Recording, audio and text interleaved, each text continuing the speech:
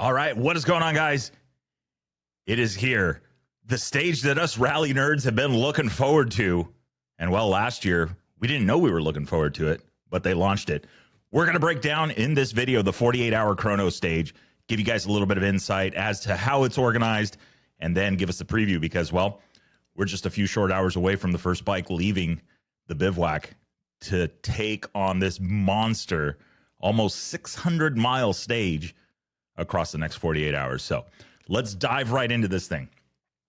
Let's talk about the concept of this. So the 48-hour Chrono stage is a nod, a tip of the hat to the Dakar of old, where in the past you would go, you would race to a certain time, certain place, and everybody would just be camped out in the sand. That was the campground. That's where people would basically spend the night. So this year, the Dakar brings it back for the second time. Last year, it was a run right up until the rest day. So what is the 48-hour Chrono stage and how is it even broken down? Well, it's very simple. Competitors are given 48 hours. It's a 48-hour block of time, basically a stage, in this case, 2A and 2B. And in that 48 hours, they will complete this monster stage. The way that it is broken down is the competitors will start, and along the way, there's going to be 6 different campgrounds, 6 different rest zones. And every time they get to one of those rest zones, there's a cutoff time to get there. So depending on the time of day, you may be required to stop, or you will be stopped, or if you're a little bit early, you get the chance to maybe move on. So very interesting how it gets broken down. Let's talk a little bit about the strategy of it. Let's run through this stage. So Rider A, for instance, is putting on a great show, really just dialed in with the course, enjoying making up lots of time. Arrives at the first campground, no problem. Way, way ahead of schedule, right? The first rest zone. This would be rest zone A. They then show up to rest zone B, and they are either right on the cutoff time. We will say it's 5 o'clock in the evening. And at 5 o'clock, the time stops. They're supposed to stop at that rest zone. They spend the night, they check in. The next morning, the organization will get them their starting order. The starting order actually come the evening before. Then the next morning, they're going to know at what time they're going to be taking off. A series of honks, a series of tones that they're going to hear, and that will indicate that it's time to get lined up and get ready to go. So all is well, but then comes the strategy of it. So if you show up and say it's 5 o'clock is the cutoff time for campground or rest zone B, and you show up at 4 o'clock, well, you've still got an hour on the clock. Well, now the decision comes in. Do I stay at this campground? Do I stay at this rest zone? Or do I continue on? And so by continuing on, you're going to get past that 5 o'clock time. So your timer, your race time still continues until you reach the next bivouac, the next rest zone. Once you arrive at that rest zone, your time stops. That is added, and then the next morning you take off. Now, distances between the rest zones can vary, have more or less an idea. But what happens if you don't make it to the next rest zone? Well, a few people on last year's Dakar actually found out the hard way, and the timer doesn't stop. So with stage times in I would say, close to 100 hours, just this ridiculously long stage time, because the timer never stopped. So it was running the entire night until the next day, till they arrived, and then they continued on. So really, they never actually stopped the clock. So this could be very detrimental, especially for the top riders. If you think about a top rider goes out, has a mechanical halfway between the two bivouacs or two rest zones, well, that could spell trouble, and that could ruin a rally. Or, as the ASO found out last year, and why I think they're doing it a little bit different this year, is you have really fast riders that are very, very proficient, and all of a sudden, they're getting way down the course, further than they would have liked. In other words, of the 6 campgrounds, these guys or rest zones, the top riders are clearing the first 4 and getting to the last 2. And then what happens? Well, that's not a problem for them. It just makes it a very, very short second day. Less than 100 kilometers, a little more than 100 kilometers before the end of the special. 60 miles, a little less than 60 miles. So it's not bad. It's almost like 2 rest days for these guys. So there's a lot that can happen on this. The 48-hour chrono stage is, I think, here to stay because of the organization's kind of draw to help make the event more competitive. And I believe that that is verified by them doing it so early on. Last year, it was halfway through the rally. It was placed right before the rest day. And this time, it's stage number 2. So we're still going to have the marathon stage, but you've got this monster stage right now that's going to basically change the way this race is starting. I believe that this is really the beginning of the 2025 Dakar is going to be this stage, is going to be the chrono stage. The first stage was a little bit of a warm-up. We got to see some speed out of the top guys, Daniel Sanders, Skylar Howes, Ricky Brabeck. You know, we got to see a lot of it. And who is going to benefit from this kind of stuff is maybe some of the riders further back. Mason kind of mentioned that in a chat that we had, that, you know, starting back and having more tracks to follow on both days. It's not just one day, because remember, typically what you would do is you would finish the day and then you would start the next day at the front. So now you've got 2 days. So this is a very, very big stage. And I think a lot of it could literally shape the way that the 2025 Dakar Rally goes this early on. So I think that this is going to be one of the best shows that we've seen in a very, very long time with the Dakar. So we'll hear from Kyle McCoy, one of the competitors from last year's rally and the year before as part of the American Rally Originals, who tackled the event in the Malamoto category. We're going to hear from him here in just a second about his experience and his thoughts and insight into a 48-hour chrono stage. He was present for the first running of this. So if you guys want to stay tuned for that, listen to it, and we'll jump to that interview. Victor, it's Kyle McCoy. Hope you're doing well. I'm not on video because I'm driving at the moment, but I just wanted to say I am fired up about the 48-hour chrono, which will be starting here in just a few hours for the guys over in Saudi Arabia. I can just tell you that it is in my opinion, the most exciting part of the Dakar Rally since the inception of the sport back in the late 70s. It really goes back to sort of the spirit of it. I had so much fun on this, really 2 stages, although they count it, they're going to call it 2A and 2B. It's really 2 solid days of racing, counted as 1 stage. They're going to do 1,000 kilometers of special, which is really unbelievable. We did about 900, give or take, last year. A couple of points I want to make and bring to everyone's attention. So this is early in the race, and it's going to really sort some things out pretty quickly early on in the race. And I think, set the leaders up for success or create some challenges as well. And keep your eyes out for what's to happen. But, it's mixed terrain. Last year, it was all sand dunes. This year, it's very much mixed terrain. It's going to be faster, I think, than last year. It's, from what I'm hearing, it's very dusty. So it doesn't necessarily help to start back and follow tracks because you're in just so much dust. They haven't had rain in Saudi Arabia like they did before the race last year. It's just a long, great, fun stage. There's some strategy to it, which I think a lot of people sort of miss. It's a complicated stage in that the cars and bikes go different directions. That's great for the bikes because you're not, especially the mid-pack guys and back, you're not getting into car tracks. But the one thing to watch, which is really kind of funny, is that I guarantee you there will be probably between 2 and, call it 8 guys who don't understand the rules on these final checkpoints for the day. And basically the way it works is if you come into a checkpoint, let's call it number 4, there's going to be 6 spots for which these guys can stop and spend the night. Once you come into that spot beyond the time, you can of course always leave and continue. The issue is now you're approaching darkness, and some guys will come in just before the time for which that spot closes, and they'll make a decision that, hey, I think I can make it the next 60 or 70 kilometers. They'll carry on, and they will get caught, I guarantee you, in the dark, and that is not a fun experience. This year, it may be the case that they can navigate their way through it in the dark, which is kind of interesting. Last year was in really steep dunes. There's no way you could do it in the dark. Super, super dangerous. And so there were probably about 4, 5 guys that ended up just spending the night in the desert. And the clock counts the whole time. It just keeps ticking. And they sort of don't understand that until the following day when they realize it pretty quickly. Then you basically stay out there with cars, trucks, everything. Everybody stays together. It's a leveling field for everyone, which I love. And that's a great experience. It looks like the dinner that they're having, they're basically giving them food rations for the night. Last year, they gave us basically a Saudi military ration.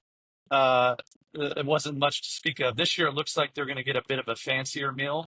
So good for them. It might be a little more relaxing. And the Malimoto guys, it's great just because it sort of makes it. It's like everyone's in Malimoto for a day and a half, or really 2 days, and so that's fun. It sort of again back to the leveling of the playing field. Um, and I'm going to make a prediction that Ricky Brayback wins the stage. I think Skylar will do well. But my experience has been that Skylar sort of is a bit more conservative and slightly more strategic early in the race like this. And if I had to guess, he'll probably, tone it down a little bit tomorrow and the next day and just sort of hang in there as much as possible. So anyhow, that's it. Really looking forward to the race. Looking forward to your podcast. Thanks for everything you do, and take care. All right. So I have to say that now, after hearing from Kyle, I think he's got a point. I think Ricky Brayback could do well on this stage. Skylar House, conservative run early on, but great placement right now. I think that's going to be good. I had heard rumor that Skylar had a 10-minute stop in there. He may get some time back. That might change the standings from the previous stage. I haven't heard a lot about that yet, but I've just been kind of trying to keep on and off. Busy day at work and trying to make it happen. But anyway, what are we talking about? So we have got now it is time. Now it is time for the 2025 48-hour Chrono stage at the Dakar Rally. So let's break that stage down so we know a little bit about what we're going to get into, what these guys are getting into, what they're getting signed up for on this one. So jumping over to one of the Dakar apps that is providing some of the information. So let's give a quick breakdown of this thing. 40-kilometer commute to the beginning of the stage. That is going to be roughly about 6 miles, 4 times 6, about 24 miles that these guys are going to run just commuting to get to the start line of the 48-hour chrono. 947 kilometers for these guys total. That is a long day. 588 miles roughly for them. And it is going to be broken up very interesting. I'm curious to see how far the competitors can go. Stage breakdown, looking at 33% dirt track, 31% sand, 20% dunes, so a little bit lower on the dunes, and 16% stone track.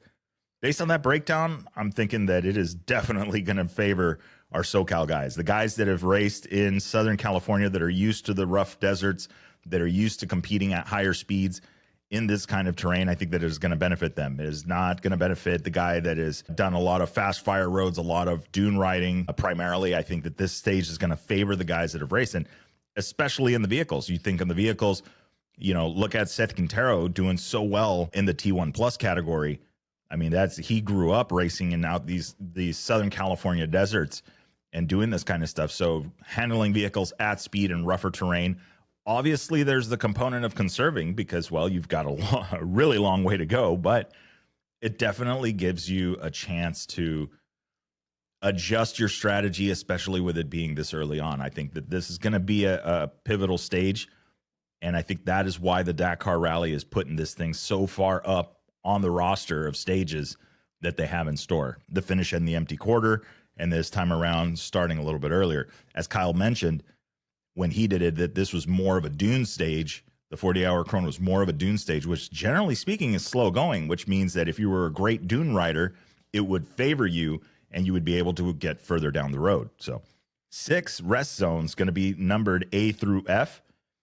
A is going to be right at kilometer 491. B is going to be at 520. C is going to be at 546. D at 608. E at 626. And F at 671. So even if you made it all the way to the F red zone, you would still be roughly 300 kilometers from the finish. So that is a very, very thoughtful layout. Unlike last year, where they really last year, I think they didn't expect people to ride as fast as they did and get all the way closer to the end of the stage like they did. So that is what could be happening in this. So let's talk. You heard on the front part of this, we were talking about the breakdown and the times. So let's take a look here really quick at the times when they're going to be stopping these guys, so we have an idea. So break zone A is going to be at 1900, and then break zone B 1800, C at 1730, D at 1700, E at 1655, and then F at 1530. So again, that's all military time. I will put a graphic up. I will break that down for you guys. You can see it here, how that breaks down into our standard 12-hour clock rather than the 24-hour clock that the Dakar operates on. So very interesting to see how this is going to be broken down, and interesting how they're stopping them earlier. If you're able to make it all the way to the last break zone, F, you're looking at being stopped somewhere around 3:30 in the afternoon. So that is a very early day, I think. And if I could see what they're trying to avoid, if you make it there at 3:30 or before 3:30, and then you decide to challenge the rest of the stage. I don't think that's going to happen, but if that did, it would be pretty epic. Just saying. So very simple. You go in on your time. You have to alert the organization when you get to that break zone. Hey, I'm done, or I'm going to continue on. So we talked about this a minute ago, that it is a very, very big decision if you're going to continue on, especially if you are maybe not feeling confident in your equipment, if you're feeling a little bit tired. You know, the breakdown and getting from one to the next isn't so bad, so it's not so much of a split. In other words, you could go from one campground to the next. For instance, you're looking at from break zone A to break zone B, 491 to 520. You're looking at about 29 kilometers. You're looking at about 30 kilometers. So 3 times 6, about 18 miles. Well, that's not too bad. Then you got a breakdown of from B to C, which is going to be about 16 kilometers, or 26 kilometers. So 26 kilometer from rest zone or break zone B to break zone Z. And then you've got a bigger one, which is going to be break zone C to break zone D, which we're going from 546 or kilometer 546 to kilometer 608, a little bit bigger of a jump. So there is some strategy here, and you do have to be careful if you're a competitor and you decide to move on, how many kilometers you're going to have to take on before you get to the next rest zone. That could be detrimental. And like we mentioned, and as Kyle mentioned, some people found out the hard way that the timer doesn't stop unless you get to the break zone. So with that being said, I think that this is going to be a great stage. Let's take a look at the timing, because these guys are going to be getting ready to go. We'll take a look and see when our first bike, our first competitor from the FIM, because you do have FIM and FIA. It's broken down into two sides of this, is the motorcycles and vehicles. For the vehicles, for the cars, they will be leaving a little bit later. So the first bike will be leaving the bivouac, right? This is starting on their commute, is going to be at 5:55 a.m. That is local time. So right now, as I'm recording this, it is 5:55 p.m. here, which means they are 1 hour away back in Saudi Arabia from leaving the bivouac. So everybody is up, stretching, getting their stuff done, probably getting their breakfast in, getting ready to get on the bike, probably another cold morning for these guys. And then the cars and trucks will be leaving shortly thereafter, looks like at 6:25 a.m. for them. So that'll be 7:25 p.m. for us here in the States on the Pacific Coast. And then the first bike is scheduled to leave at 7 a.m. their time, Saudi time, which would be 8 p.m. our time here on the West Coast. So 7:10 will be the first car on their course. Something interesting, I'll put the graphic up so you guys can see the map on this. You can see there's going to be two different sets of lines. You've got a yellow line, and then you've also got a blue line. So the blue line represents the FIM, so that is the motorcycle course. And then you have the yellow line, which is the FIA course, and that is varying a little bit different. The cars are actually going to be going about 20 kilometers more for this stage. So a little longer day for them, not by much, but definitely a few K. Not a big deal, another 12 miles or so. So blending the cars away, keeping them away from the bikes, separate times, separate navigation. So this is where I would expect to see maybe a few more navigational mishaps. I don't know. We'll find out. So we're not too far away from the start of this one. don't forget, check back in. We're going to have our results show tomorrow morning. Been a bit of a long day, but we're ready to go. It's time to go turn on the TV, put on the PJs, and get ready for this live tracking because it is the weekend and it is stage number 2 at the 2025 Dakar Rally. So I hope you guys are enjoying so far. I really appreciate everybody tuning in, all of the subscriptions, everybody coming in and joining together. What do you guys want to know more of? What do you guys want to see more of? Hey, we got a long way to go. January 13th might as well be in March. So with that being said, guys, remember, it'll make sense when you get there. Enjoy the ride.